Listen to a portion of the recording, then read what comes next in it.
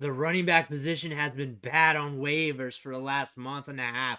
There hasn't been anything exciting on the waiver wire at the running back spot to where fantasy gamers want to run to the waiver wire and pick up a running back. There's just a bunch of jabronis these last few weeks that are getting some more touches, a little bit more workload, and we're just speculating maybe this guy will cross the goal line. Maybe he'll get a few more touches. Maybe he'll score on us, but we're not excited in terms of a league-winning running back or a guy with a lot of juice, a guy with a lot of upside, a lottery ticket that's hitting.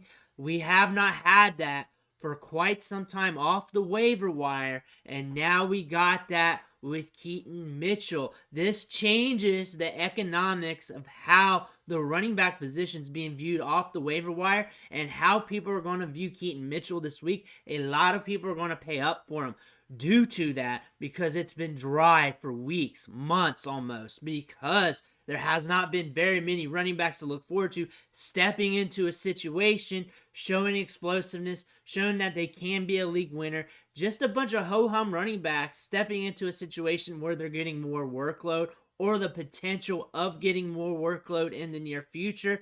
But now we saw Keaton Mitchell blow up on Sunday in the third quarter in a game where it was out of hand, but still was electric. Showcased what we thought he could showcase on the field with that 4.37 speed, and it was exciting to see. You're going to need to watch this whole video today because I'm going to tell you what to do with Keaton Mitchell, but what you need to do right now is click that subscribe button.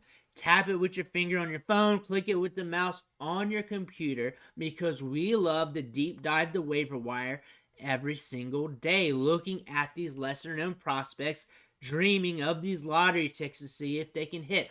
Also, we help you set your lineups. We help you in the offseason with the draft and everything else.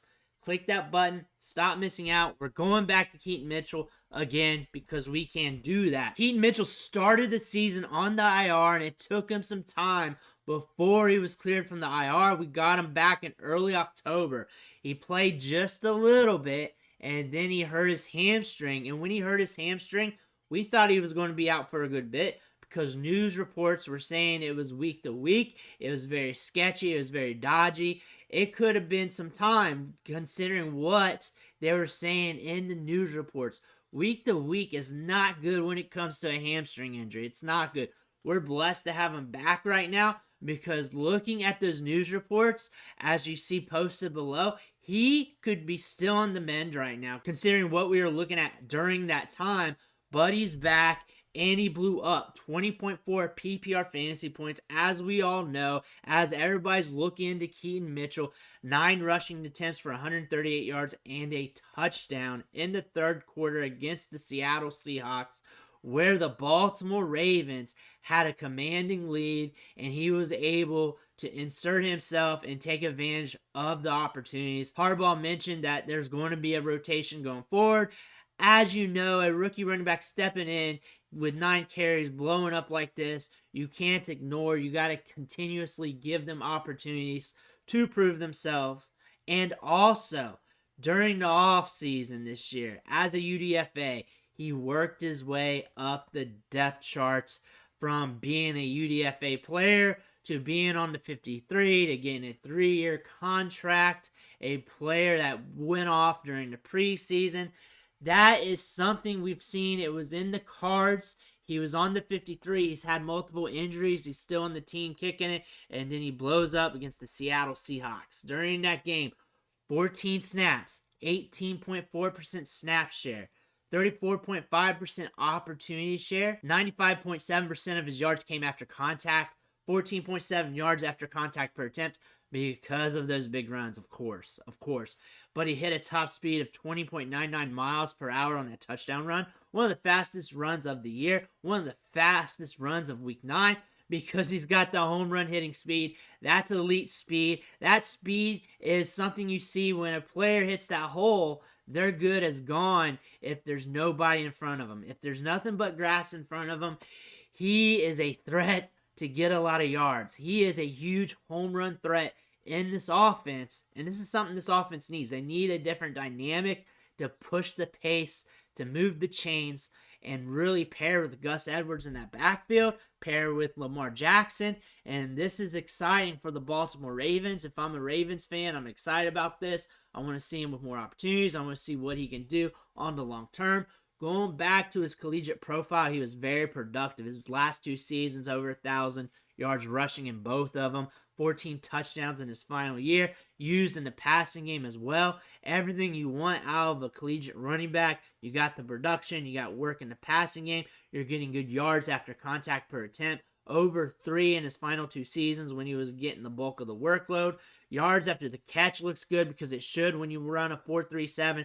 13.7 in 2021, 9.4 in 2022. That's solid. That means when he gets the ball in space, he's as good as gone. As we saw on Sunday, the numbers is telling us this. But he fell out of the draft. Why did he fall out of the draft? One of the reasons why is this was a very, very stacked running back class. So we had a large supply of running backs, but the demand for running backs, as you all know, when we look at these contract negotiations over time with running backs, how running backs have to fight to get paid, how running backs slip in the draft. It's rare to see one go in the first round. We had 2 this year, but it's not like any other position where multiple players of that position goes in the first round every single year. You go years without seeing a running back draft in the first round. And the demand was low. The supply was high. We had some running backs slip in the draft. A bunch of them fall to day 3 that probably shouldn't have. In most years, probably would have been early day 3, 3rd round, 4th round, 5th round. Keaton Mitchell, any other year, given that he runs a 4.37, given his collegiate production, probably would have been at the least 7th or 6th round pick, maybe 5th round pick, but fell out of the draft. Went to the Ravens and did well. And what we like about him is that 4.37 speed, 88th percentile burst score, makes him a home run threat. One of the fastest running backs at the combine. Kind of like a cheaper Devin Achane, but not as fast, but still blazing fast. So that's what we're looking at here. A guy that can really hum when he sees grass in front of him. A guy that is very explosive, very electric, that can score a lot of fantasy points on one touch. That is a running back that you want as a lottery ticket any given week in your lineup. And any matchup he could hit just because of that fact. If there's a crease and there's nobody in front of it, he's good for a long gain because you're not going to catch up to him. That is the Keaton Mitchell effect here. And then we look at the touches here in the Ravens. It's Gus Edwards getting the touches. He's getting a lot of opportunities, especially these last few weeks. He's been the hot hand. However, we know how teams like to run it in the NFL. They like to run by committee. They like to use multiple running backs. The Ravens do this as well. That's why you see a ton of running backs here. J.K. Dobbins getting hurt. Melvin Gordon being Melvin Gordon. Kenyon Drake not getting it done. But still, Justice Hill getting involved. Gus Edwards has been the man as of late. And you know what? He's a good running back. He is a very good running back. But they still want to share the backfield here. They still want the other running backs to get touches. Keaton Mitchell's now in the mix. He's now in the mix. This got him in the mix. He's now at the dance party. Prior to this, after the draft, he was a UDFA. He was an undrafted free agent. He signed with the Ravens. Now we got to fight to be on the team. He fought to be on the team. He clawed his way up to the 53-man depth chart.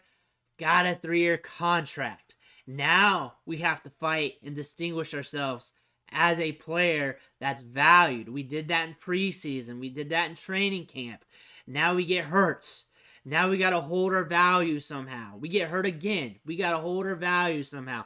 Now, once we get on the field, we have to hit. We have to hit. We have to do something, or we're going to become one of those UDFAs with some talent that just doesn't make it. Now Keaton Mitchell does that last week, and now he's inserting himself in the mix. This was a rapid incline into the depth chart over the last few months, and he has only been climbing ever since he's been on the Ravens, ever since after the NFL draft. And why not continue to climb as long as you're taking advantage of your opportunities? Gus Edwards still going to get his touches, still going to get opportunities, still going to get his goal line work, but Keaton Mitchell is going to be in the mix, and if he continues to show off, He's going to get more touches going forward. But looking at Gus Edwards, looking at what he's done over these last few weeks, we got Arizona there. That was a game where everybody runs on the Cardinals, except for last week with the Browns, where they could just throw at will on them, especially to Amari Cooper. But prior to that, we saw Kyren Williams go off against them. We've seen other running backs go off against them. You run on the Cardinals. They're top 3 in most yards allowed the running backs, most fantasy points allowed the running backs. That's the Arizona Cardinals. Detroit Lions, weird game script there. They were able to run on the Lions at will. They were moving the football. The game got out of hand. And that was a game script we were not predicting. And then prior to that, 6 fantasy points, 4, 6, 5, 12, 3. If we go back to that, then Keaton Mitchell is going to have a tear, get some opportunity. He scored 17 fantasy points, but those are off of 2 touchdowns. We had 5 carries for 52 yards. Still a solid performance. You cannot really knock Gus Edwards. He's taking advantage of his opportunities. He's always been a good running back. Not a great running back, not grandiose, not top tier, but a good running back to hold it down for the Ravens. Very efficient, good between the tackles. 6'1", 238-pound running back who's a hammer that moves well. What pairs well with that, though? Going back here, a running back, 5'8", about $180, runs a 4.37. What pairs well with that? An electric running back. You got your Thunder, you got your Lightning, the old school tandem here. That just pairs well together. That meshes well. You do not want a running back taking over the whole load in this day of football. It just doesn't happen. You just don't want that. You need a good mix here, unless you got like a Christian McCaffrey. I like to see a person argue that Gus Edwards is a Christian McCaffrey type running back, but still, that is the type of running back you want paired with Gus Edwards. You need someone explosive. You need the off-speed pitch. You need the fastball. You need everything here. Gus Edwards is a good pair. That's my take. That's what I feel. I think these two are going to be 2 good running backs together in this backfield for the rest of the season.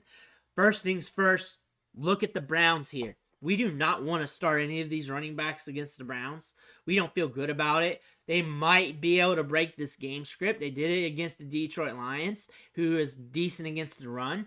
They might be able to push the pace still and run on them, but I'm not going to bet on that. I'm not going to bet on that at all. I think the Browns can shut things down. I think this could be an ugly, low-scoring game. This could be a very ugly one. However, when I think about Keaton Mitchell, and I think about the economics about the waiver wire, how we've been waiting for running backs to hit off the waiver wire. We get some guys here and there to get more touches. They might score you some fantasy points, but those guys that are exciting, that make the waiver wire through all fantasy leagues, go nuts for that running back, and you see it in the market. We haven't had that till now, over the last few weeks, months or so. Browns here. If he doesn't hit against the Browns, which is highly likely, you might get an opportunity to scoop him back up for the following week. And the thing I look at the schedule, look at week 17 here with the Dolphins. That is a matchup where if I'm in the championship game, I do not want to look at my opponent and see him in at flex if he's starting to have a good tear. I'm going to be scared shitless of that. I'm going to be scared of that. Even if I'm not going to make the playoffs, I might pick him up just to be an asshole so he can't be in that week 17 championship game. I still might do that just so that doesn't happen. Because if he hits big and he's in there for week 17 and we got that Dolphins game there in the championship, that could be the league-winning play. That could be it. We got the Chargers there. You can definitely throw him out there. But a guy like this that runs a 4.37, who's explosive, who's electric, he can be in a bad matchup and still be a lottery ticket. You got to understand what a lottery ticket is, because a lot of people don't understand that. Lottery tickets can just go to the trash and be worthless with a high likelihood of doing that. You can say that against the Browns, but they can also hit because you run a 4.37. If the defense falls on their face on one play, leaves open a sector of the field, he could house it. That's the thing about these speedy running backs. They're game changers like that, and they can really operate in bad matchups, good matchups, medium matchups. That's just how it works. Got to watch the touches going forward. Harbaugh said he's in the mix. I imagine that means there's a committee here, and I imagine that's just going to lead to more opportunities for him to showcase what he does. this Browns game here, I would not recommend starting him unless you're hurting, because you might be hurting. You might be hurting, you need him. However, this Browns matchup could allow you to buy back in if you couldn't get him off waivers this week, because I feel like some people are going to drop him, thinking that he was a one-hit wonder, and you might be able to get him for the Bengals game, the Chargers game. You also got a bye week coming up. Players get dropped on bye weeks. So if it's slow due to that Browns game, the Bengals are a little bit tough to run on. If he gets back to the waiver wire, pick him up. I would blow Fab on him because we didn't really get that opportunity to blow Fab here the last few weeks anyways. But if you don't get him, you can get him for free here in a few weeks if he doesn't hit against the Browns. That being said, you need him because you need a good mix on your depth chart now. You definitely need that. He might be that league winner. He might be that home run hitter. He's that lottery ticket. And we're starting to see some of these numbers roll. And they're starting to look good on our cards right now. But we may want that. We're scratching off that lottery ticket. We're getting some extra trees out there. Some extra emojis. We're feeling good. A couple more swipes. We might be in the money pretty big. Also, if you've already picked him up, because I've recommended that over these last few weeks and months, you're definitely in the money now. You have a trade asset that you got free off the waiver wire, and you can use that asset to package up. Kick the tires, see what happens. See what comes back at you. This is a hot piece off the waiver wire. This is a hot piece off the waiver wire that has value. Use that, kick the tires, see if you can package up. I'm not saying he's a sell. I'm not saying he's a buy. Depending on your league, depending on how he's valued, kick the tires and see what happens. If a player goes up in value immensely, always kick the tires. Always do it. Make them tell you no. Maybe you'll get a yes back, but make them tell you no. That's strategy. That's working the markets. Also, you don't need him. You don't have the room. You don't want a lottery ticket. You're really down on him getting those touches in the back half of the game. But I'm going to tell you this, where you're going to expect him to get touches off the rip, because that wasn't going to happen. UDFA running back coming back from a hamstring injury, coming back from the IR. When do you think he was going to get his opportunities? When do you think that was going to happen? That was going to happen in the back half of the game. That was going to happen when he sprinkled in. He got sprinkled in. He got some carries. He got his opportunity. And every time he gets his opportunity, he runs with it. Every single time. That's why he has a 3-year deal right now. I don't want to mess around. I'd rather him fail on my roster than watch him win on another roster. I do not want to take that risk. I'll at least want to have him see it through. I don't want to start him against the Browns, but a lot of you have to. A lot of you have to. And that's the bottom line to that. Sometimes you got to do things. That's just part of the game. Let me know what you think in the comments below. I want to hear about it. Make sure you hit that subscribe button on the way out. I want to thank you for watching, and I'll catch you on the next video.